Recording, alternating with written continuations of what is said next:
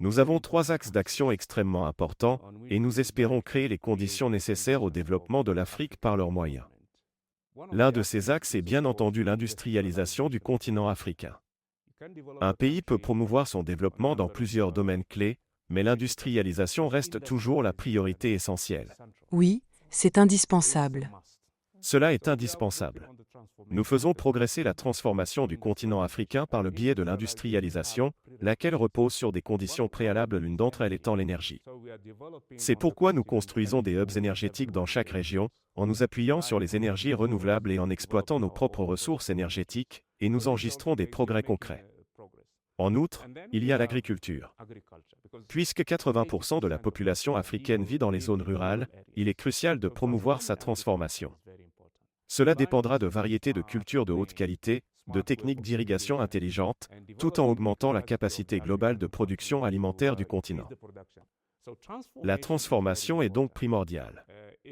Si nous disposions d'une chaîne de valeur permettant aux populations africaines de tirer le maximum de valeur de leurs propres produits, plutôt que d'exporter directement des matières premières et des cultures non transformées telles que le thé, le café, le cacao, etc., les bénéfices seraient considérables. À l'heure actuelle, les pays africains renforcent effectivement leur capacité à transformer et à valoriser ces produits agricoles. L'industrialisation constitue le premier axe d'action, la transformation et la valorisation des produits agricoles le second, et le troisième est la promotion du commerce intra-africain. Quand les pays commercent entre eux, cela engendre la paix et la stabilité. Quand les pays commercent entre eux, ils s'enrichissent également.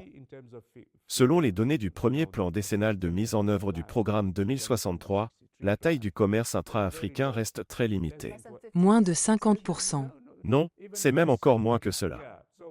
C'est pourquoi nous nous efforçons de trouver les moyens les plus efficaces d'accroître la part du commerce intra-africain et nous avançons vers cet objectif grâce à une série de mécanismes et de stratégies déjà mis en place. L'un des mécanismes importants est la zone de libre-échange continentale africaine, ZLECAF. Cet accord, signé et mis en œuvre depuis 2017, intègre plusieurs dispositifs, tels que le système de certificat d'origine, les mécanismes de compensation et de paiement, etc.